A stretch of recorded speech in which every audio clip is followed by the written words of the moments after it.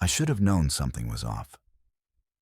The second my phone buzzed and I saw Brandon's name pop up on my screen. We weren't exactly friends. Scratch that. We weren't even close to being acquaintances. The only time he ever texted me was to relay messages from Sophia's mother, usually something passive, aggressive, about our home being too modern or how I wasn't upholding family traditions. But this message wasn't from Mrs. Caldwell. It was from Brandon, straight to me. And it was as cold as a corporate email. "Hey, we're having a small family gathering this Sunday at Mom and Dad's house. It's important be there at p.m. It's a surprise, so don't tell Sophia. No hope you can make it." No, how's it going? Just a direct demand. Like I was being summoned to some royal court, my gut immediately twisted. I stared at the text for a long time, the words replaying in my head like an alarm bell. I couldn't shut off a family gathering. I wasn't supposed to tell my wife about a surprise at a house where I'd never once felt welcomed. Yeah, that was weird. Real weird. I took my phone and walked into the kitchen where my best friend Jordan was sipping a beer at the counter. We had been watching the game, but now I wasn't in the mood. "Brandon just texted me," I said, sliding my phone across the counter. Jordan picked it up, skimmed the message, and raised an eyebrow. "It sounds like a trap." I exhaled sharply, Knight. "Why wouldn't they tell Sophia?" "Because it's about you," he said, simply taking another sip. "You sure you want to walk into whatever this is?" I wasn't sure at all. The Caldwells had never liked me, but they tolerated me because Sophia had dug in her heels and made it clear she wasn't going to marry some trust fund stockbroker from their country club. I wasn't like them. I didn't grow up attending fancy banquets or networking with CEOs at charity galas. I came from a blue-collar family, built my career from the ground up, and when I met Sophia, I loved her for her, not for her last name, but to them. I was an outsider, a distraction. I had put up with their condescension for years. The smug glances, the thinly veiled insults, the way they spoke about me in third person, even when I was standing right there. But something about this invitation felt different. Like they weren't just going to disapprove of me this time, like they were about to make a move. Jordan set the bottle down with a thud. "So what's the play?" I clenched my jaw. I needed to see what this was. I typed back a short response. "Sure, see you then. No questions." No hesitation. Just enough to let them believe I was walking straight into whatever they had planned. "Guess I'll find out," I muttered, locking my phone. Sunday arrived too fast. The whole morning, Sophia was curled up on the couch, flipping through wedding pictures on her laptop. She had a habit of doing that whenever she was feeling sentimental. "You okay?" I asked. Leaning against the doorway, she glanced up and smiled. "Yeah, just looking through old photos. It's crazy, right? We've been married 5 years already." I walked over and kissed the top of her head. She didn't know I was leaving soon, didn't know where I was going. I wasn't about to lie to her, but I also didn't want to worry her. I forced a smile. Yet time flies, my stomach twisted. If only she knew what her family was up to. At exactly p.m., I got into my car and drove to her parents' house. The Caldwell estate was a monument to wealth, a sprawling 3-story home in Silverwood Heights, the kind of place that screamed old, perfectly manicured lawns. A circular driveway lined with imported stone fountains, grand iron gates that only opened with a security code. I had spent countless weekends here, always feeling like a visitor, a guest in my own marriage. I parked the car, took a breath, and stepped out as soon as I rang the doorbell. The massive wooden doors swung open, not by a butler, but by Mrs. Caldwell herself. She was dressed like she was attending some exclusive brunch, a pearl necklace around her throat, her expression unreadable. Brandon stood behind her, arms crossed. Lena lingered in the background, pretending to be interested in something on her phone. And Mr. Caldwell? He was already seated in the grand living room, a thick folder on the coffee table in front of him.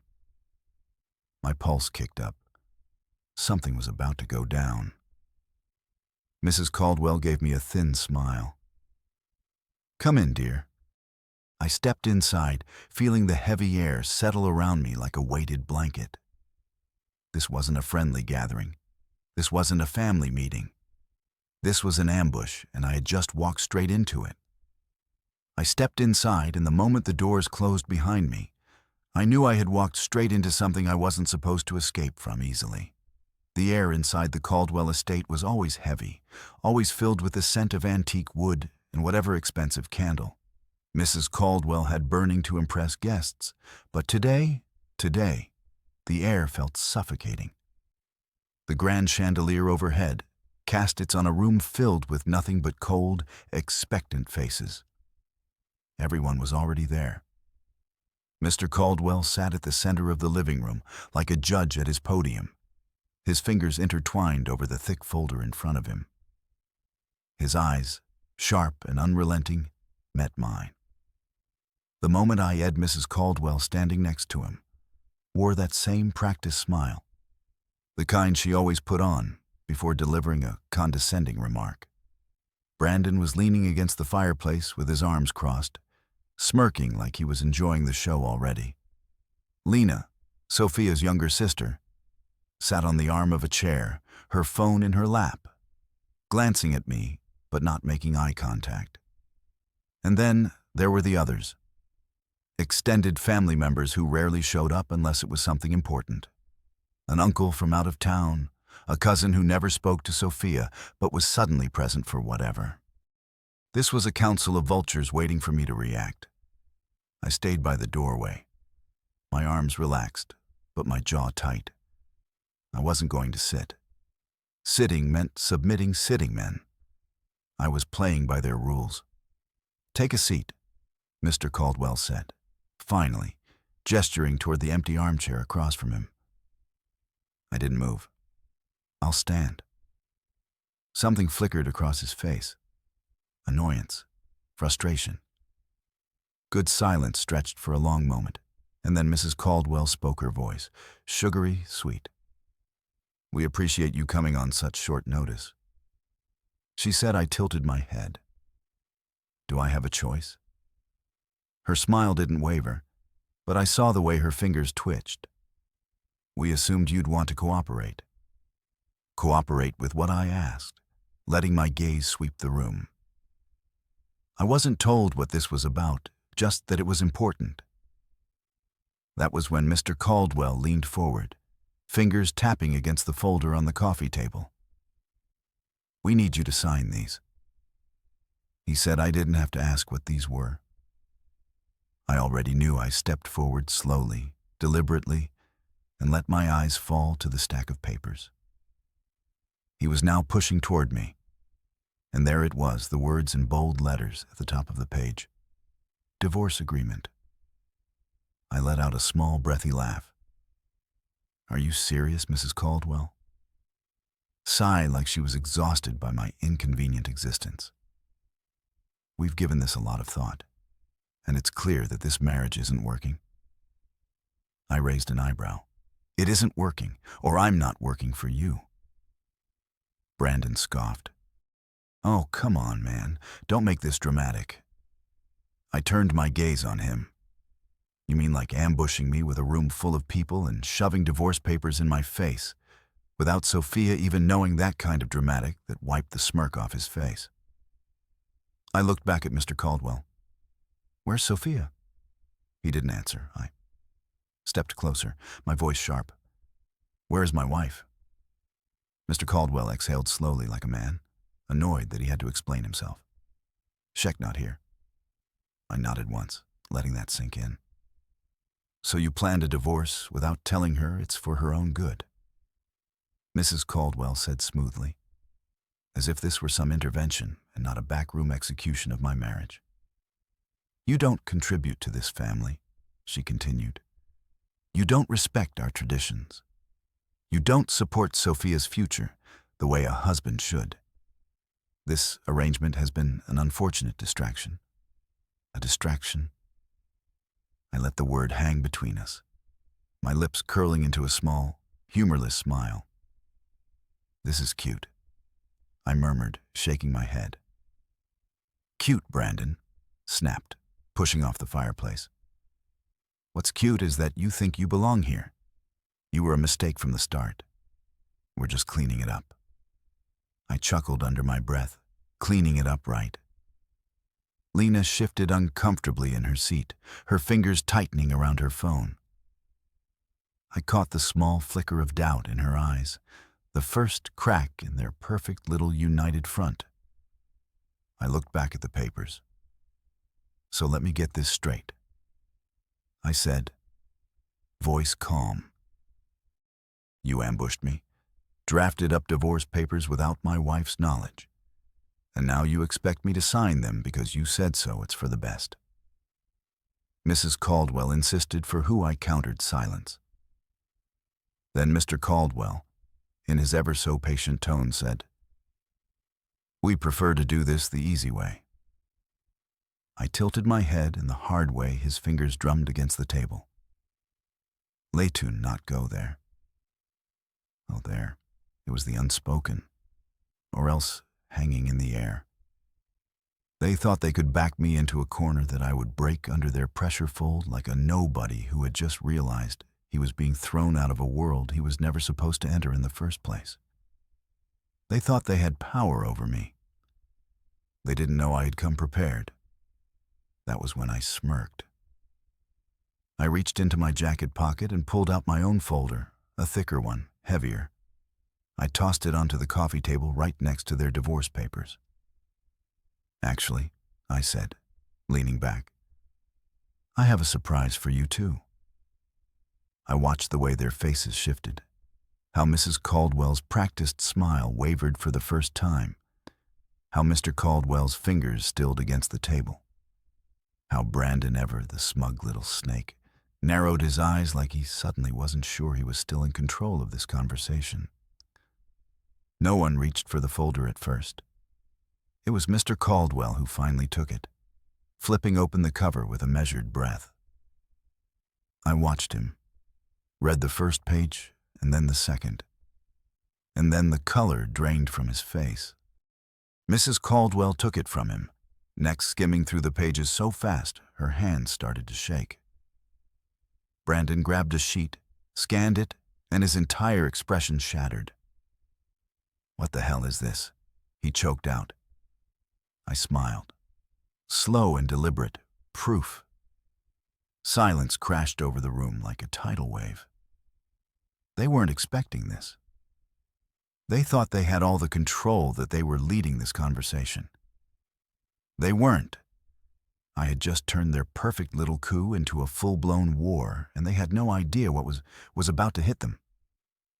Mr. Caldwell clenched his jaw so hard I thought his teeth might crack. His voice was quiet but laced with fury. "You have no idea what you've done." I leaned forward, my smirk deepening. "Oh," I murmured. "I think I do." The silence in the room was deafening. It was the kind of silence that doesn't just fall, it crashes, shatters, and leaves everyone scrambling to pick up the pieces. Mr. Caldwell stared at the documents in front of him, his hands gripping the pages so tightly that I half expected them to rip. Mrs. Caldwell sat frozen beside him, her usual composed demeanor, crumbling as her eyes darted over the text. Brandon, always the first to open his mouth, was completely still, his face drained of color. Lena, ever the quiet observer, clutched her phone like it was the only thing grounding her to reality. I crossed my arms and leaned against the back of the armchair they had so graciously offered me earlier. "No snide," remarked Maras, now amused, watching them struggle to process what they were looking at. "No smug smiles. No veiled insults about how I'm beneath your family. No one answered. Perfect. Mr. Caldwell was the first to snap out of it, his jaw tightening as he slowly set the folder down on the coffee table like it might explode if he moved too fast. Where did you get these? His voice was measured, but I could hear the underlying panic. I tilted my head the same way. You got my divorce papers drafted without Sophia's knowledge. I imagine a few well-placed connections, some thorough digging, and the truth just falls into your lap. I smirked. The difference is, I actually have something worth showing. Mrs. Caldwell's hands trembled as she flipped through another page. This is her breath hitched. This is ridiculous. Oh. I raised an eyebrow then. Why are you shaking? Brandon finally found his voice, though it was weaker than usual. This is fake. He spat through the way he refused to look at me. Said otherwise you. Think you can just waltz in here and accuse our family of this? This nonsense? You have nothing. I exhaled a soft chuckle and walked over to the coffee table, tapping the folder with my finger that right there. I said, my voice smooth. That's bank records, email chains, proof of your parents, financial manipulation, the distraction you claimed I was. That was just your cover. While you drained Sophia's accounts to patch up your little business failures. Brandon's nostrils flared. That's a damn lie. I shrugged. Is it? I reached into my pocket, pulling out a USB drive and casually tossed it onto the table next to the folder. If you'd prefer, I can pull up the audio recordings instead. There's nothing quite like hearing someone admit to their crimes in their own voice, don't you think? Mrs. Caldwell's breath audibly caught in her throat. Brandon lunged for the folder, but Mr. Caldwell snatched it away before he could so much as touch it. His fingers curled around the edges. Like was physically holding his family together enough, he growled. I leaned in slightly. Oh, I don't think we're anywhere near enough. His glare was sharp enough to cut glass, but I wasn't intimidated, not anymore. Now, when I knew exactly how much power I held at this moment, Mrs. Caldwell looked at me, her expression suddenly pleading Matthew Letton, be reasonable, reasonable. I laughed, shaking my head. You all lured me here under false pretenses, shoved divorce papers at me like I was some employee. You were firing, and now that you realize you don't have the upper hand, you want to be reasonable. I gestured to the USB drive. You were willing to go behind Sophia's back to get rid of me, but the second, I fight back. You want to negotiate. Brandon clenched his fists. You have no right to do this. I scoffed. Oh, I have every right. See, you made a crucial mistake. You thought I was just some clueless idiot who would roll over and take it. You thought you had all the leverage. I gestured around the room. Look at you. Look at all of you. You brought in the whole family for this planned and entire ambush, convinced yourselves that I'd be too shocked or weak to fight back. I smiled. You underestimated me. Mr. Caldwell exhaled through his nose, gripping the folder like it was a lifeline. What do you want? Bingo? I pushed off the chair, taking my time as I reached for the pen that was meant for me. The same one they had placed neatly next to the divorce papers, it expecting me to sign away my marriage like it was a failed business deal. I picked it up, twirling it between my fingers, letting the anticipation settle over them like a heavy fog. Then I looked at Mrs. Caldwell. You said this was for Sophia's own good, right? She swallowed, nodding stiffly. Then I say, we let her decide. Her face fell. Mr. Caldwell's knuckles went wide against the folder. That's not an option. I shrugged. It is now. Brandon shook his head furiously. She's to what I challenged. Too smart, too strong, too capable of making her own decisions. I tapped the USB again because, trust me, if you really believe she was too naive to see the truth, you wouldn't have worked so hard to hide it from her. Lena, who had been uncharacteristically quiet this whole time, suddenly stood up. Her voice was soft, but it cut through the tension like a blade. "You have proof." I nodded once she hesitated, glancing at her parents, then back at me. Everything. My lips curled. Everything. She exhaled, slowly looking down at the table, her hands gripping the sides of her dress. I could see the conflict in her eyes. She wasn't innocent in all of this, but she also wasn't as far gone as the rest of them. Brandon scoffed. "Oh, don't tell me you're actually buying into this." "I don't know." "Brandon," she cut in sharply, her voice stronger now. "Shouldn't Sophia be the one to decide?" The room went dead silent.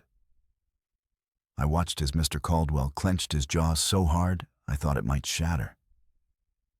Mrs. Caldwell looked like she was on the verge of a panic attack, and Brandon, he looked like he wanted to punch a hole in the wall.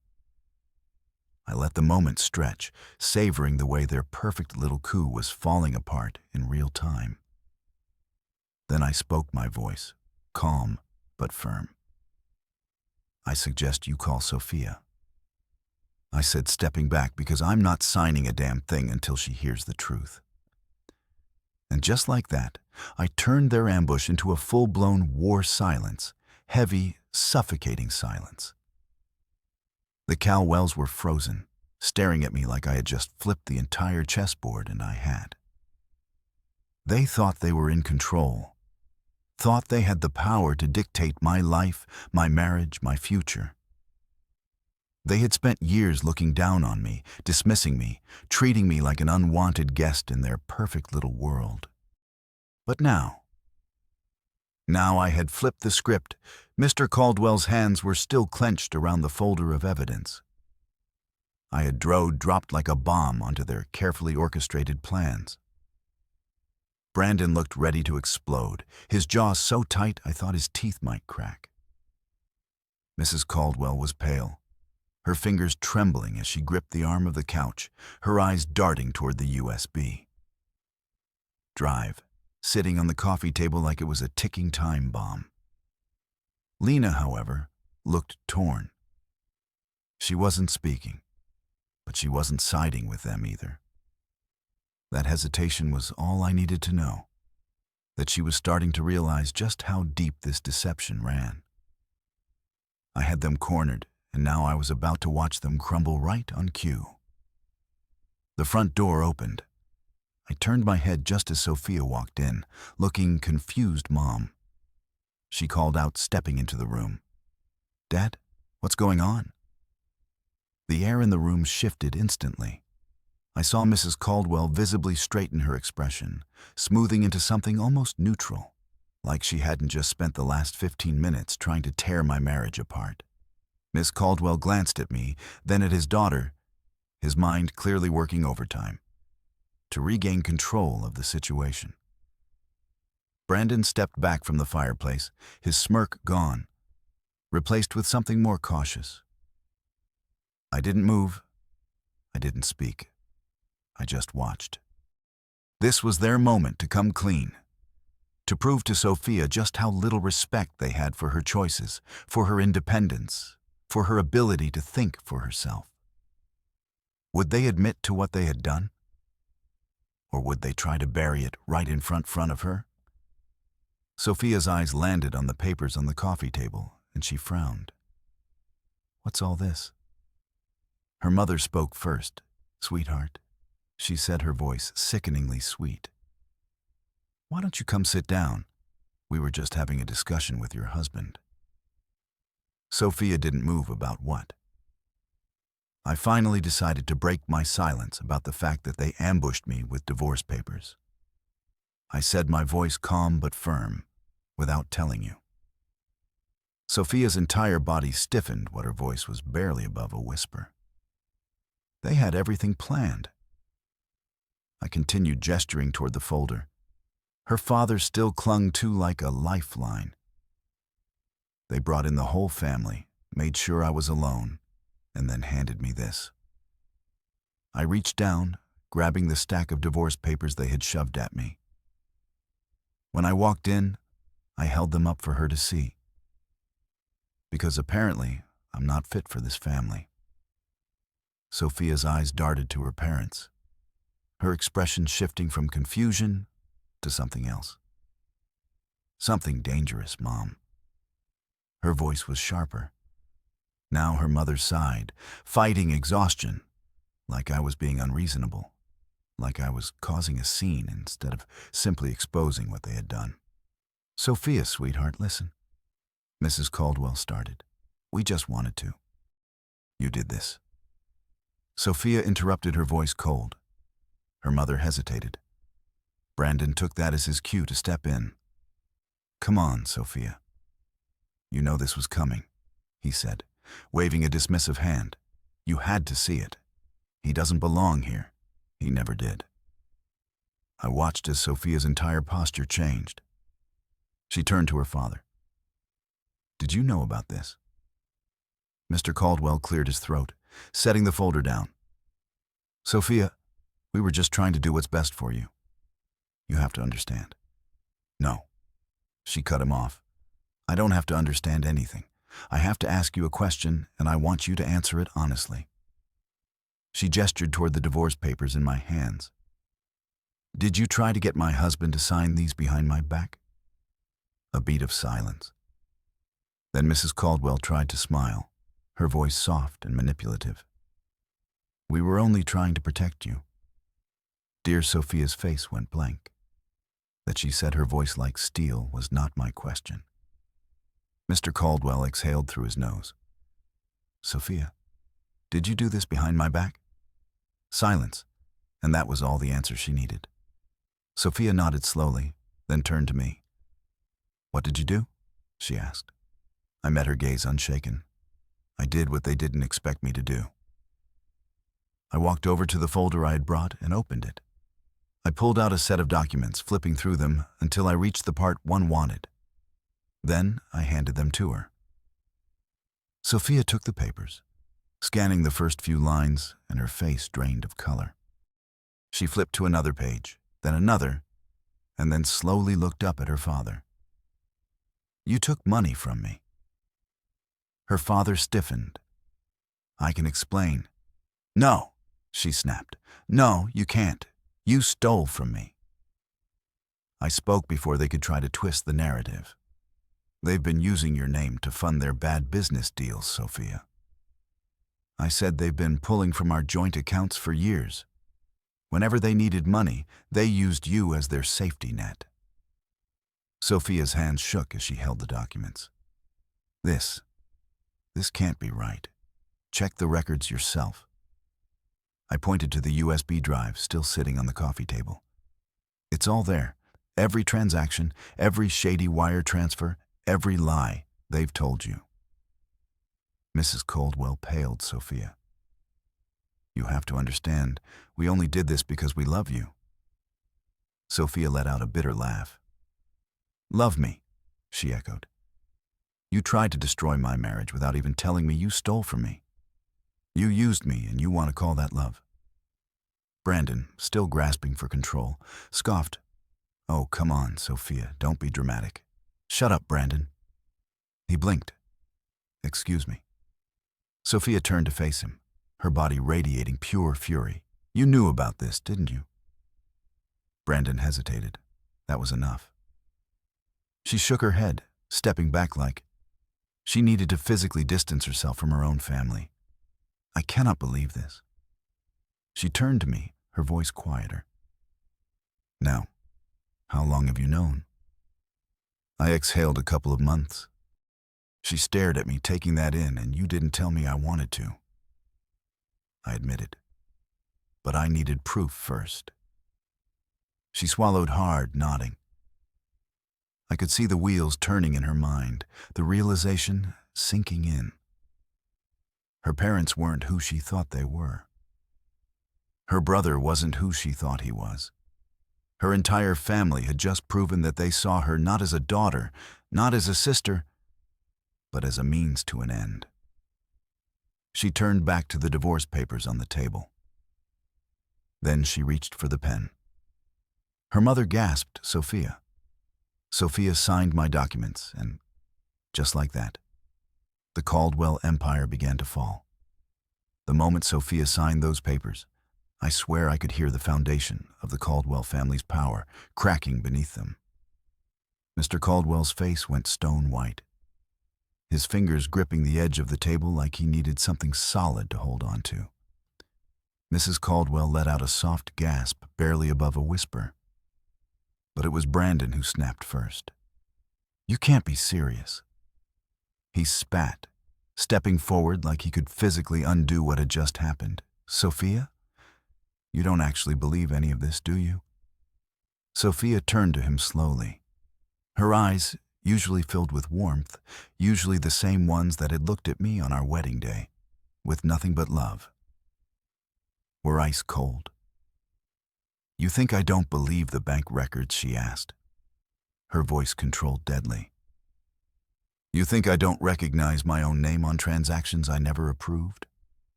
Brandon opened his mouth, then closed it. He knew there was nothing he could say to explain the evidence sitting right in front of them. "I can't believe you did this." Sophia continued shaking her head. "You, all of you, you used me."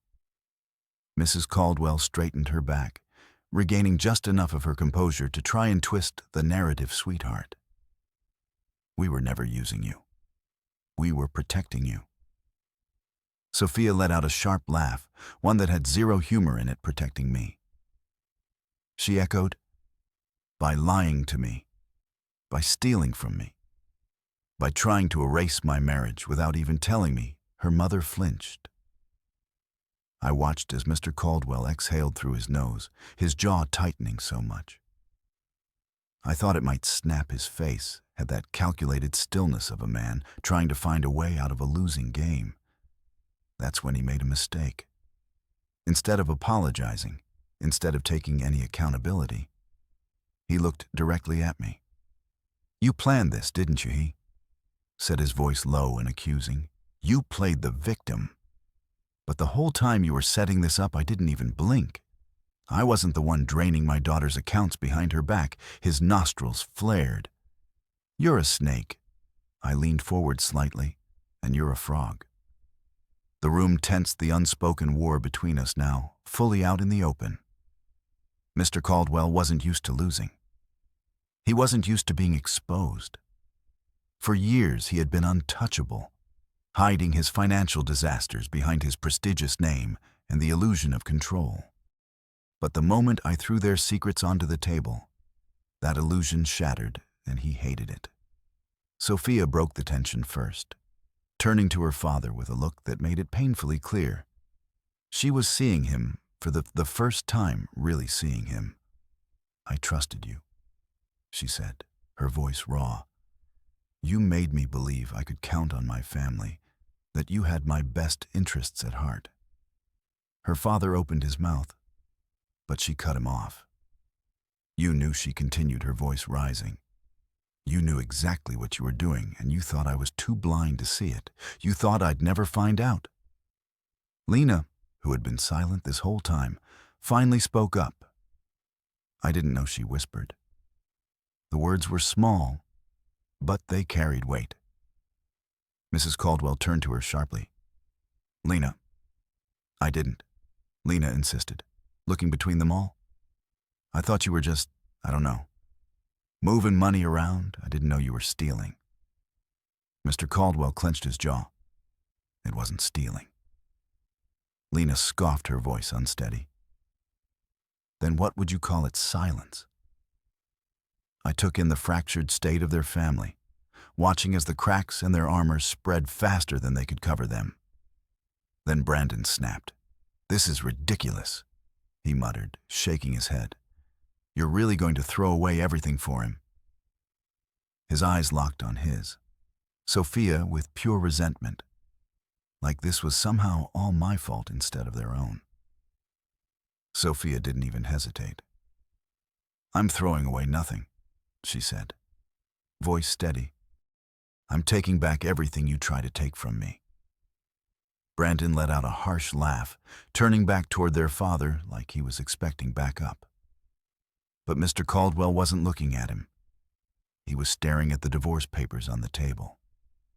His hands twitched, his breathing was controlled, but I could see the tension in his shoulders, the way his fingers curled against his palm. He was realizing it now. He had lost.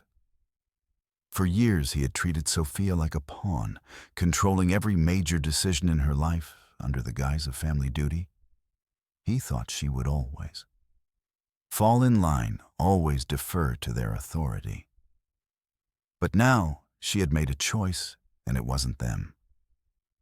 Dad Brandon said, stepping forward slightly, "Say something." Mr. Caldwell didn't answer. I could feel the anger building inside him, but not the kind that explodes, not yet. No, he was calculating. He was waiting, trying to find a way to regain control. So I made sure he knew there was no way out. "You know what happens next, don't you?" I asked. Watching him carefully, his eyes flickered toward me. Cautious, I gestured toward the USB drive, still sitting on the table. "Everything in that folder, it's already backed up in a copy that's all in my lawyer hands." Brandon's head snapped toward me. "You wouldn't," I just smiled. "I would." The silence that followed was thick, choking like the last dying breath of a kingdom before it crumbles. I let the weight of it settle over them. Let them feel for the first time what true powerlessness felt like. Then I straightened, picking up the divorce papers from the table, flipping through the signed pages.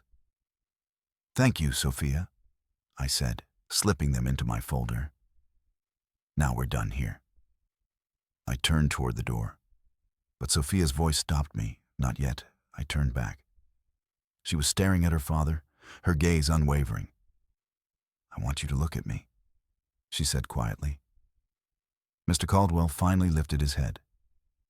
"You built your life around control," Sophia said. "You told yourself that if you dictated everything, you'd never lose. But guess what?" She gestured to the empty space between them, to the family she no longer belonged to. "You just lost everything." Mr. Caldwell's hands curled into fists. Mrs. Caldwell was crying silently. Brandon stood rigid, his jaw clenched so hard, it looked painful. Lena just looked sad. Sophia let out a slow, controlled breath, then reached for the USB drive. "I'll let the authorities handle the rest," she said simply. Then she turned to me, letting go, and just like that, we walked out the door, leaving behind the wreckage of the Caldwell dynasty. As we stepped outside the Caldwell estate, I could still feel the weight of everything I had left behind in that suffocating room. The silence, the shattered illusions, the look on Mr. Caldwell's face when he realized he had lost everything. But it wasn't over. Not yet. Sophia walked beside me, her posture stiff, her hands baled into fists at her sides. I could tell she was holding herself together by sheer willpower alone. She hadn't said a word since she told her family she was leaving. I opened the car door for her, but she hesitated before getting in her hands. Trembled slightly, her breathing uneven. I reached out gently, placing a hand on her arm. "Sophia." She turned her head to look at me, and for the first time since she had read the evidence, I saw it. The anger simmering beneath the surface, rage held back by sheer control. "I need a minute," she whispered. I nodded, stepping back as she ran a hand through her hair, exhaling sharply. Then suddenly she let out a dry, bitter laugh. "My own family," she muttered, shaking her head. "They thought they could just push you out of my life, like I was some child they could manipulate." I leaned against the car, letting her get it out. "Did they ever even love me?" she asked. Suddenly her voice raw. Or was I just their investment? I didn't answer right away because, honestly, I didn't know, and I wasn't going to lie to her. Not now, I think. They convinced themselves that controlling you was love. I said finally, "But real love? No. Real love isn't conditional. It isn't about power. It isn't about keeping you in a golden cage." She nodded, slowly pressing her fingers against her temples. Then the front door of the estate slammed open behind us. We both turned just in time to see Brandon storming down the steps, his face twisted in fury. "Sophia," he barked, "you can't just walk away from us."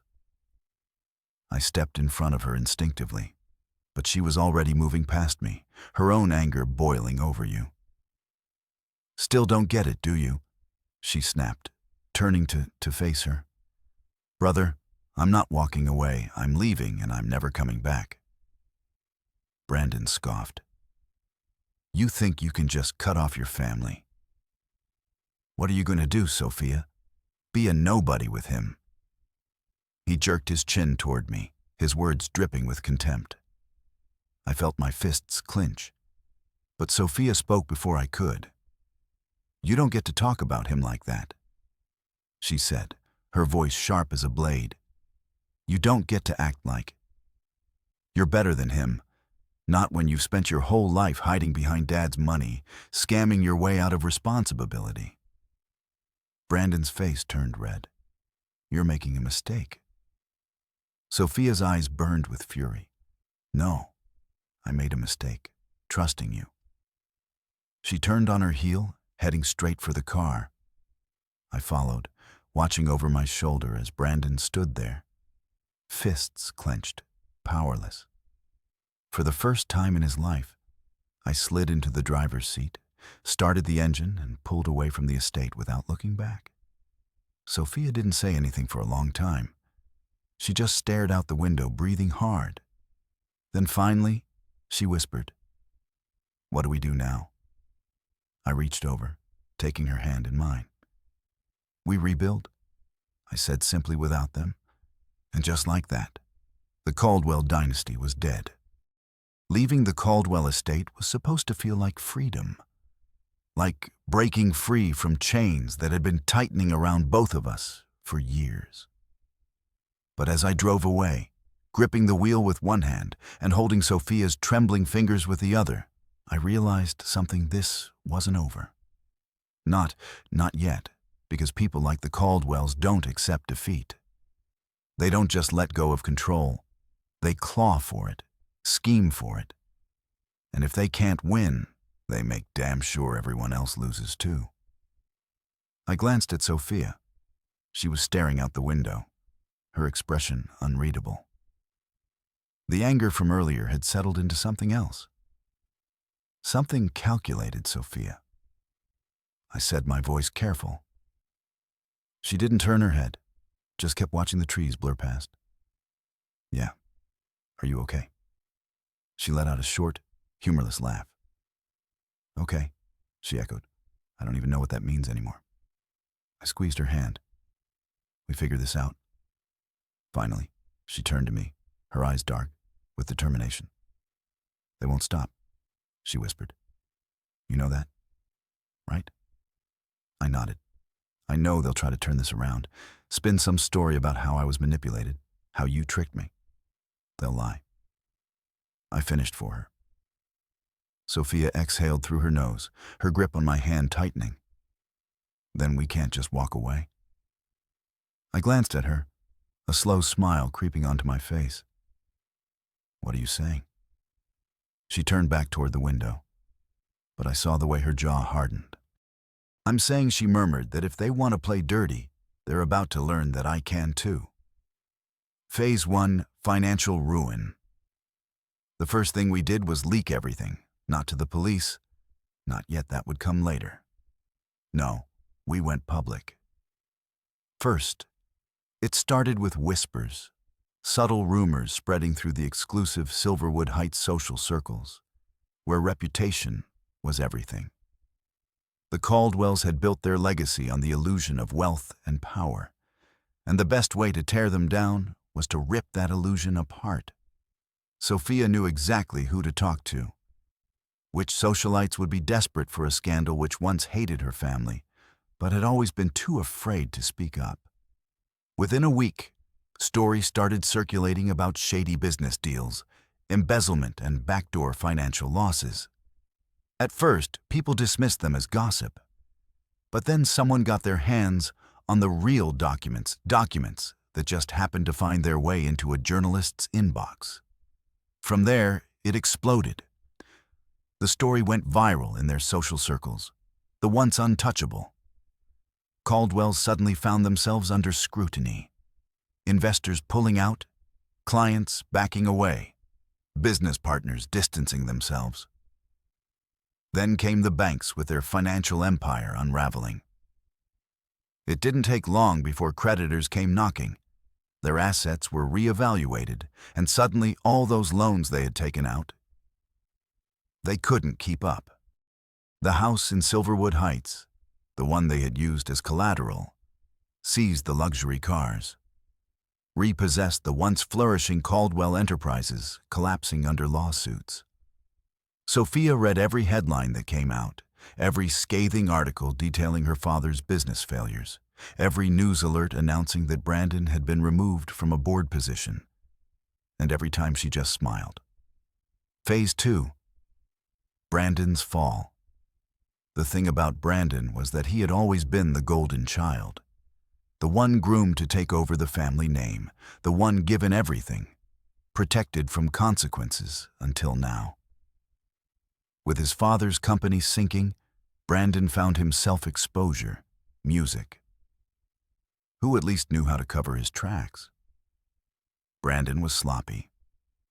It didn't take long for forensic accountants to trace where the money had gone, and when they did, Brandon was hit with criminal charges.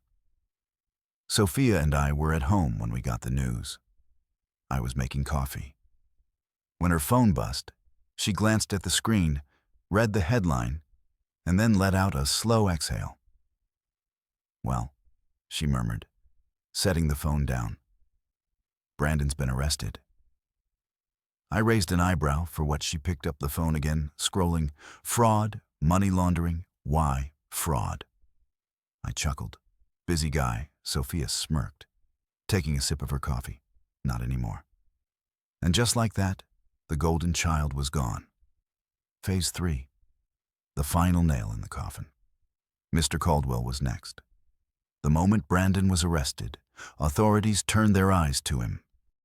The forensic audit on his company uncovered years of financial fraud, shady dealings, and unpaid debts. Lawsuits piled up, and one by one, his former allies, business partners, investors, even friends turned their backs on him.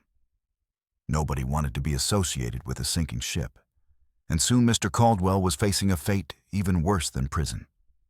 Irrelevance. See? Men like him don't fear losing money. They know how to rebuild what they fear. What truly terrifies them is losing status, losing control. Mr. Caldwell went from powerful businessman to outcast in less than 6 months. Nobody returned his calls. Nobody invited him to exclusive events. Nobody wanted anything to do with a disgraced man with no money, no business, and no influence, and that was worse than any prison sentence. Sophia and I finalized our divorce shortly after. Not because we didn't love each other, but because we wanted nothing tying us legally to her family. We sat in the lawyer's office signing the final documents, and when it was over, Sophia smiled a fresh start. She said I reached across the table, squeezing her hand. We did it, and we had. We weren't running anymore. We weren't trapped under the Caldwell name. Under their control, we were free. A few months later, Sophia and I were sitting at a quiet cafe watching the world move on. Sophia scrolled through her phone, her lips twitching upward. Mom's living in a 2-bedroom rental. Now she murmured. I chuckled. I bet she still acts like she owns the country club.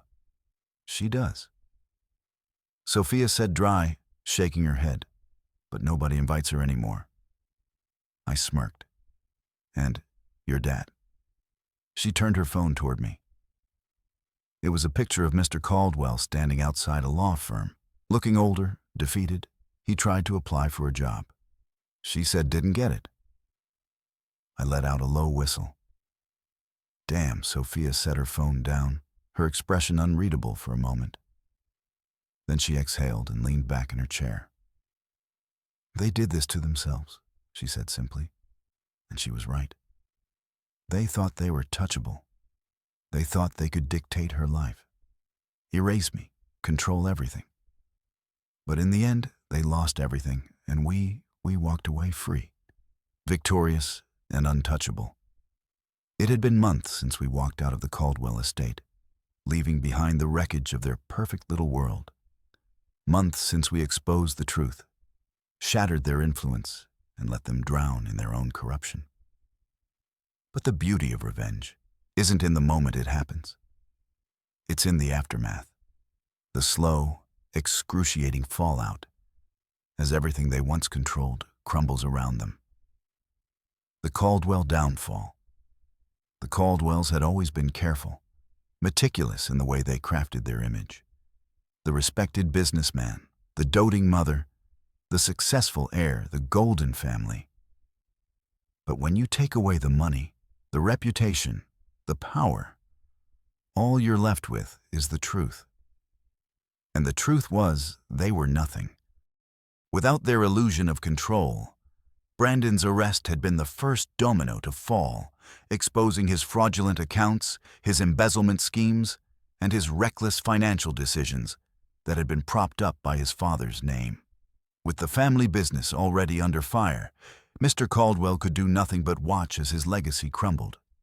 Bankruptcy filings, lawsuits, creditors, seizing assets, their lavish estate gone, their country club memberships revoked, their private accounts, once filled with generational wealth, frozen under investigation. Mr. Caldwell's business partners, the same ones who used to praise him at every gala, shake his hand at every fundraiser, call him a visionary, suddenly didn't know him anymore. He was toxic. Now a failure, a disgrace, and people like him, they don't survive disgrace. Mrs. Caldwell. She had been the face of high society, the woman who dictated which families mattered and which ones didn't. But now, she was nothing but a scandal. Once the queen of Silverwood Heights, she had been blacklisted from the very social circles she used to command. Invitations stopped coming.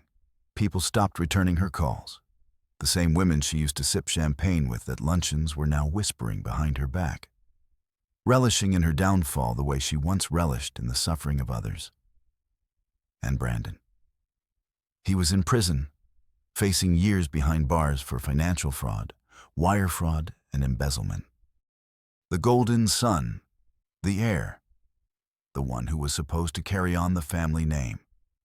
Now he was just another criminal in an orange jumpsuit. And when it came time for his sentencing, Sophia and I sat in the back of the courtroom watching as he was led away in handcuffs. He turned once locking eyes with Sophia. His stare was filled with hate, with resentment, with the fury of a man who had spent his entire life believing he was untouchable, only to realize that the world didn't work that way. Sophia, she didn't flinch, she just smiled. The divorce and the new beginning. After everything, the last step was our divorce, not because we didn't love each other, but because we needed a clean break. I remember the day we signed the final papers. Sitting in the lawyer's office, Sophia glanced at me, her fingers running over the crisp pages of her freedom. "This doesn't feel like an ending," she murmured. I smiled. It's not, and it wasn't. This wasn't the end of us. It was just the end of them, the end of their influence, their control, their ability to manipulate and destroy. Sophia had spent her life under the Caldwell name, a name that had once meant power and status, but now meant fraud and disgrace. By signing that paper, she wasn't losing anything. She was choosing herself. We walked out of that office lighter, unburdened. For the first time in years, we were free. The final act of revenge. You'd think that would be the end of it, that we'd walk away. Let them rot in the ruins of their own making. But there was one last piece to play. Because while their money was gone, their reputation shattered, and their golden son locked behind bars, they still had one thing left to lose: their dignity. So we made sure they lost that too. Sophia's last move was simple but brilliant. She told her story. She didn't hold a press conference. She didn't seek out TV interviews or some grand spectacle. She simply sat down, wrote a detailed letter, and sent it to every major publication in the city. It was raw, honest, damning. She told the world about her parents' betrayal, the way they tried to control her, steal from her, manipulate her into believing she was nothing more than an asset to be used. She wrote about Brandon's fraud, about the night they ambushed me with divorce papers, about how they tried to erase me like I had been nothing but a temporary inconvenience. She told the truth, and the world listened. The article went viral, spreading like wildfire. People who had once admired the C. Wells, who had envied their wealth and prestige, suddenly saw them for what they truly were. ERS manipulators, criminals, and that was the final nail in the coffin. Because now it wasn't just their money that was gone. It wasn't just their business, their social standing, their family name. It was their legacy, the Caldwell name. It wasn't one of power anymore. It was one of ruin. And when the dust settled, when all was said and done, and we were finally standing in the ashes of their empire, Sophia turned to me, one night sitting on our new apartment balcony, and let out a slow breath. "We did it," she whispered. I reached for her hand, lacing my fingers through hers. We did. And as we sat there, the cool night breeze running over our skin, watching the city lights flicker in the distance, I realized something. This wasn't just revenge. This wasn't just about getting back at them, making them pay, ensuring they felt the weight of every wrong they had done. This was about freedom. Because, for the first time in forever, Sophia wasn't looking over her shoulder. She wasn't trapped in a life dictated by someone else's rules. She was free in me. I was right there with her, untouchable, victorious, and finally free.